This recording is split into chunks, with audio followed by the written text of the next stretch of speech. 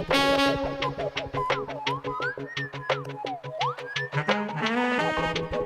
good? You all ready? You good? Ready? Good. All right, ready? All right.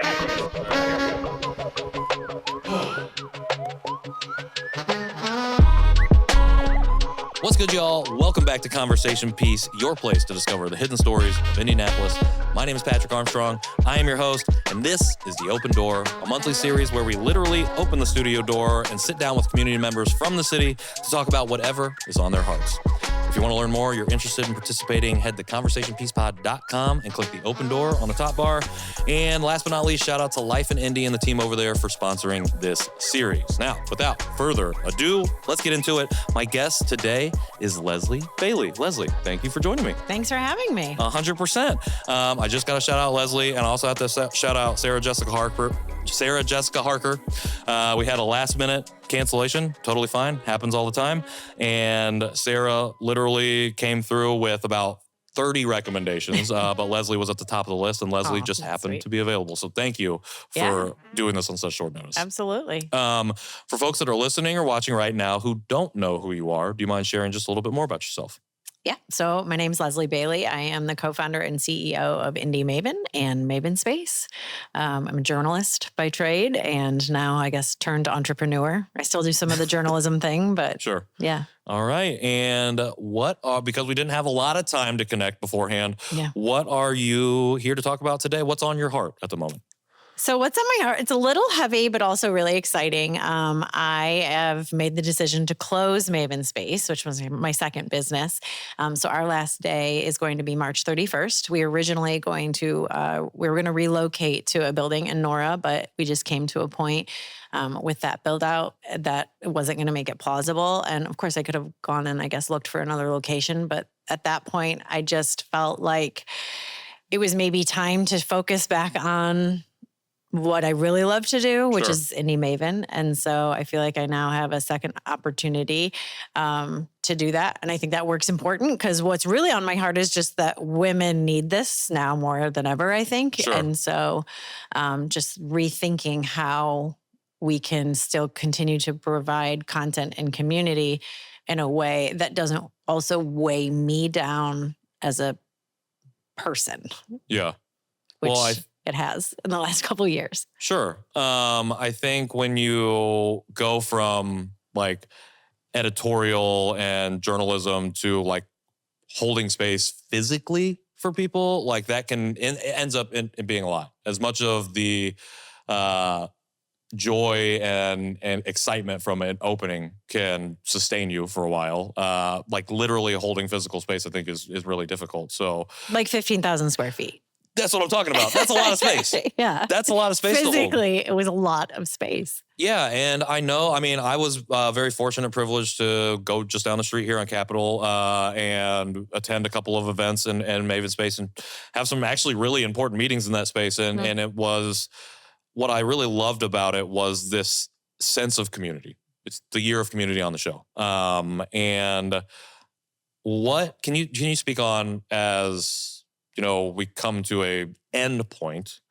What has that community kind of meant to you in facilitating that physical space for women specifically to be able to gather here in the city?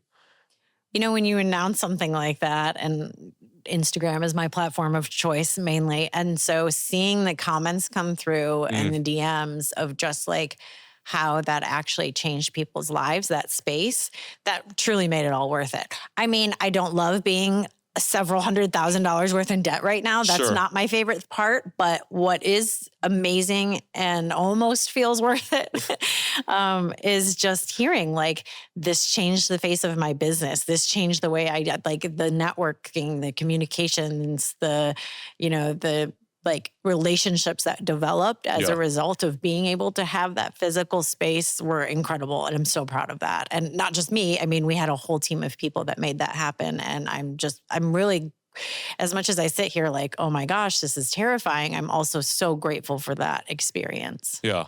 Well, you built, like I said, a community of people. And even if you don't, for whatever reason, know every single person individually, like when the comments come in, when the DMs come in, it shows that you have a network of people that are also here to catch you and like what as you go through this situation, because they're all business owners too. They all work and have these lives that they lead, and like, yes, this is a space that you held for them. And it's like, okay, we get it. Like when you have debts and you have things that you need to happen and when people don't want to collaborate maybe in the ways that we hope that they would, or things don't work out that way, it helps to have that support system to be able to fall into if that's the case. Yeah.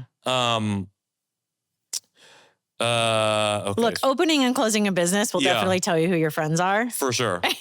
I appreciate you coming on and wanting to talk about this, because I think this is the hard part of business that people don't talk about. And you talked about people talk about opening in public. They don't talk very much about having to close publicly. Yeah.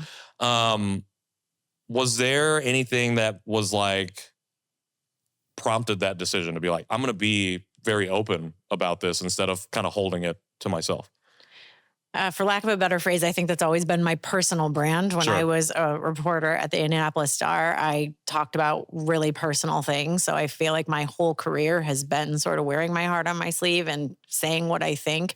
So it almost felt a little inauthentic to be doing it behind the scenes. Sure. And it was also just really lonely. Like, and I'm thinking of other people who I've seen recently shut down their businesses. And I don't know, they may have had a huge network of people that they were talking to about it. But I just thought, I wonder if they were as lonely as I have been making this decision. And then when I saw these comments come through, I'm like, well, I don't have to be lonely. This is a choice, right? To do this behind the scenes. And I don't know, everybody doesn't need to know every detail, but there's also like, when I first made the decision, which was just 3 weeks ago, I was like Googling like how to close a business. There's so many resources for how to start a business. Yeah.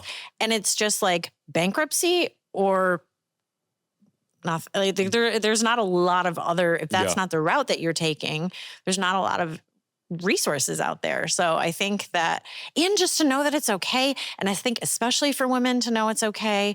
And that we see like, the men making billions of dollars in the world did not lose as much sleep over going bankrupt, or I'm not going back, but like, or losing their business or whatever route they decided to take to close a business. I guarantee it didn't hit them in the same way that it hits a small woman-owned business. 100%. So I want to normalize it a little bit, right? And if you are going to be an entrepreneur and you're going to take those risks, like not everything is going to be a hit. And that's really hard for like eldest daughter, high achieving type A, right? For sure. We want everything to succeed. So so like you said, not a lot of resource for how do you end a thing. Is there, and as you like kind of model for folks, for women specifically, how this might have to play out, should they have to go through it like that? Is there anything that you found that's been specifically helpful, I don't know, in this short period of time that you've been able to like lean on? It's like, okay, this is something that's helped me that I didn't know about before. I think it's who you align yourself to begin with. Okay. Right. That makes a lot of sense. So, for example, I took on a loan with First Internet Bank. They were a wonderful partner to help me get started as I was planning to do this relocation. And they've been a wonderful partner as I'm figuring out how to undo this too. And so I think had I not been thoughtful about who I started with, this could look very differently. Yeah. So I think that it is about what you start when you start the business and who you align yourself with. Because if, we hope everything's going to go great, in which case, yay, everybody's happy. But it's like, kind of like who's going to be the friend that bails you out of jail, kind of metaphor thing. Like who's going to be there when things aren't great? And are they going to treat you the same way with the same respect and the same, decency and things that you would hope for in a partner or a collaborator. So I think just being thoughtful early on and also being really quick to cut ties when it feels like that's not going to be the case. You're not just grasping, like you're like, okay, I can let this go. Like, let's get out of here and move on from whatever. Yeah. And I think just being a little more confident and like you have more power than you think. It's really easy when we get in these situations to just think that we don't hold any power. We don't know what we're doing. Everybody else holds the cards. And it's like, that's the worst time to just relinquish any control, right? As hard as it is, because you kind of just want to just be like. Well, especially when there's few resources out there to support you, it does feel probably like there is no control. I don't have control over this. We had Matt Hadley on and he said something about one of the things that he heard from a brand building workshop was if you were going to jail or something, if it's like your last day, do you have 10 people that you could call that would be there for you? And if you don't have those 10 people, like, can you find those 10 people? And I think that's kind of what you're speaking to, is this, like, you had this circle that you could reach out to and kind of call on while you're going through this. And unfortunately, like, a lot of people don't have that, and maybe for whatever reason haven't had to think about that. And so I think I appreciate you sharing that, because I think it just, like, ties community together to know that, like, okay, there are these folks who intentionally build circles, and then that's how they can kind of get through a really difficult period. This is coming out, I think, you said official close on the 31st. So like 3 days before. Okay. What does, for what you can share, like, these final kind of weeks look like for you, or just as a business owner, to finish this out? Yeah. I mean, right now it's just a process of selling stuff. Because I like to make everything fun. We're having a sip and shop sale on the 29th on Saturday, right before we close. So we're selling a lot of stuff, just decor and books and all of the things that we've amassed over 3 years. Yeah. I said 2 years the other day, and one of my community managers like, it's been 3. So doing that, but we're going to have cocktails and just make it a party. And then actually we have a real party, which I cannot think of a better way to go out. So on our last day, March 31st, me and I would say there's probably a dozen women now listed as co-hosts for an event that we are hosting alongside Free Press Indiana and the Women's Fund. It's a fundraiser to try and create a role for a reporter that would specifically cover women and girls issues in the state of Indiana. And so that's our very last event, is this fundraiser for this position that we hope to obviously get enough funds for to make happen, because again, this is something that's really needed in our state. And so I truly can't think of a better last hurrah than for a cause like that. So I'm really excited. Well, I feel like it feels like a full circle, especially because you're like working journalism, but it's almost like not even a circle. It's like, it's a continuation. Like, this is a point. It's like, okay, Maven Space might be the close, but we're building out of it. Like, there is growth from here. It's not an end. It's the beginning for something else. And to continue on with Indie Maven and have an outlet for storytelling that I hope we will then be able to include that individual's work and shine a light on what is happening to girls and women in this state. For better or worse, it is all kind of connected. So again, I can't think of a better last hurrah. I love it. Is that going to be an open event for the public that can attend? Ticketed event? Can we post there's no registration, but I have an email address that people can reach out to if they're interested in attending. Okay, for sure. Well, if you don't mind, we'll share it if people want to come out. And then if you are interested, go out and let's make this thing a reality. Yeah. So you're being able to now fully invest back into Indie Maven, maybe not exactly what you were expecting to do, and you've talked about it as like an opportunity, kind of an exciting opportunity to get back to the roots of it all. What does it look like to balance that with kind of a closure? And are you able to start fully investing in that now, or do you have to kind of like prioritize as you kind of move through the last few weeks? I mean, I have an amazing community manager, Lily, at Maven Space, who's just basically handling all of the things that need to be done. Shout out, Lily. Yes, shout out to Lily. So I'm slowly kind of dipping my toes back into Indie Maven, but there's been a great team over there that's been running that. Stephanie on our team has been incredible, and Rachel. So they're kind of taking care of things, and it's like I'm moving my way into that. What's been awesome is I'm also a mom. I've got little kids, so I've got a 4-year-old that's home on spring break, and then a 15-year-old that will be in town from Colorado on spring break next week, and then a 7-year-old on his spring break the following week. So to navigate all of this, there's a lot. But really, I'm thankful for having a bit of breathing room. Yeah.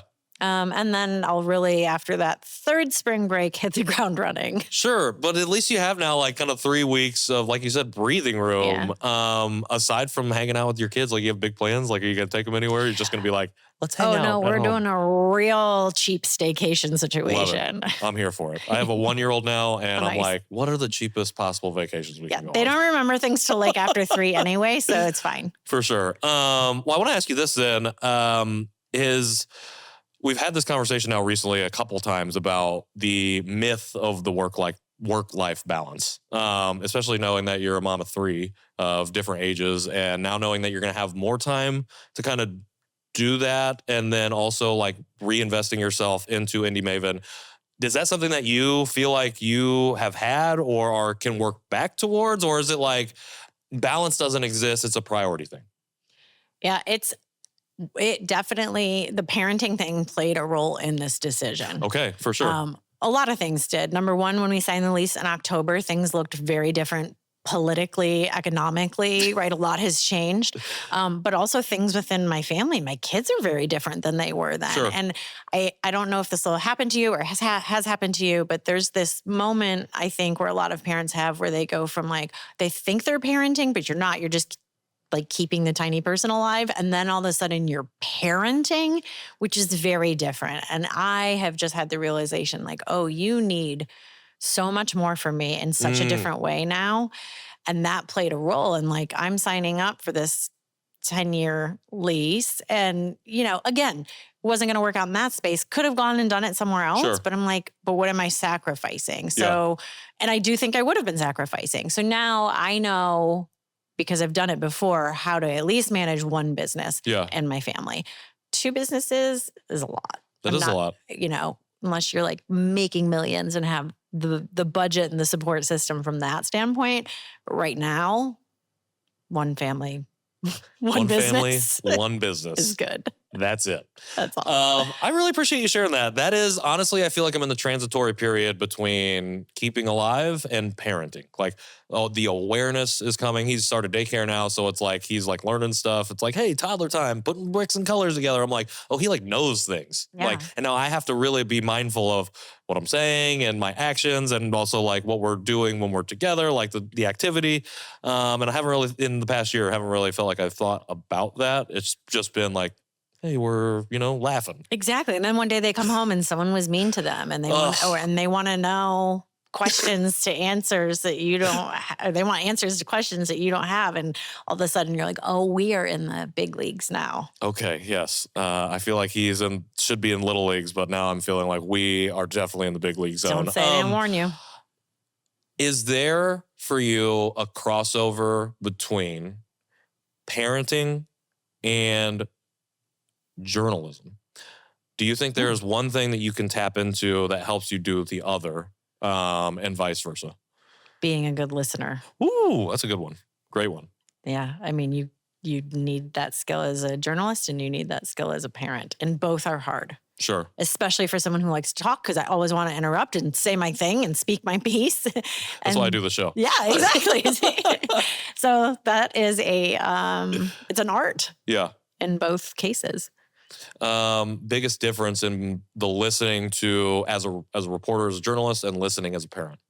Well, you think as a parent that you don't need to listen because you think you're in charge and you're older and smarter and better. So you're just hearing. Exactly. Okay, gotcha. Whereas like typically in journalism, you're talking to somebody who is also an adult and we hope can behave as adults should and do. So that perspective, the shift change of I'm going to hear and listen to my kids like they are an adult and take them seriously and not dismiss them, has actually kind of changed the way I think. I think I'm more successful as a parent when I am able to tap into that, which is not all the time. For sure. I resonate with that deeply, and my child can't speak yet. So yeah, but also still wants to be heard, right? Yes. Even if we can't speak, he's like, I have things to tell you and I need you to see me and know what I want, even if I don't have the words. In fact, definitely when I don't have the words, that's your job, For right? sure. To figure out what this kid wants. Yeah, that has been, I feel like the most difficult part is deciphering some of those things. My wife, shout out to my wife, is great at it. And I'm feeling like, what? But we're trying. We're trying over here. Well, I appreciate you coming on. I appreciate you sharing. I realize 15 minutes is not a lot of time to be able to get into something like this, but I appreciate this idea of closing out loud and doing and modeling for folks, women specifically, that our patriarchal society does not have to be the way that things go, and that you can take control of what you control and can do it and model that. And I really appreciate you letting us utilize our platform to amplify that message. Thanks. Before I let you go, I have a couple more questions. Ask every guest on the show, whether tiny or massively large connection to Indianapolis. But for you, what does Indianapolis mean, or how do you define Indianapolis, particularly in this period of transition? Someone else used this word, and I don't remember who, and I wish I could because I would give them credit. And I don't love the word, but they called it sticky. And Indianapolis, I think, is sticky. I was never going to stay here. Okay. I just was like coming through to finish school, be on my way. I don't know where that was going to be. I'm not from here originally, and it just sort of like stuck. And I see that happen. And you hear that from a lot of people, especially who are transplants here. You think you're going to leave, and then the next thing you know, I've been here 15. No, I've not. I've been here 20 years. See, I'm bad with the math and the numbers and the timelines. But yeah, I think it's sticky. It keeps you around because there's definitely things that I'm like, that I don't love and I want to see change. But I also think that I know firsthand, and I have experienced that it is the type of city that you can make change, and it's the right size to make change and make a difference. And I wish more people recognize that and that they have more power, because I think that we could see change on a larger level than we do. But I think the downfall is there's also this like Hoosier sort of Midwestern, I don't make a difference, my voice doesn't matter, kind of humility, I'm humble, instead of doing things out loud. Right. And so I hope we see that change. That can be the wrong kind of stickiness. Like the stuck in a... There's also that. Yeah, stuck in the mindset of like, we can't do. But I love, that's one of the most unique definitions, I think, answers that we've ever got to that question. The stickiness. And I love the way you described it, because it didn't make it feel like an ick. It made it feel like, oh, these things keep me around. And even if it's the bad things, it's like, because you feel like you've at least seen where you can affect change or change be affected here. And it's inspired you to want to do the same thing. Absolutely. I think that's what you do with Indie Maven, and what you have done with Maven Space is affected that change. We just had Lativa Wolfork and Starla K. Mathis on the show. They shouted out Maven Space specifically because like that was a huge like incubative area for them to grow their business. Yeah. And like that is you just in the 3 years of Maven Space, but all the time you've done Indie Maven, like if no one has told you this, which they all probably have, like you've clearly affected people on like a deep level. And so were you to never do anything again but parent, you've already affected that change in your 15 to 20 years here. Thank you. And I feel, they've given so much back too. Yeah. I've gotten so much out of that. And they're just one example. Starla and Lativa have just been amazing collaborators and friends and colleagues and peers and kind of all the things. Yeah. That energy is infectious. Yeah.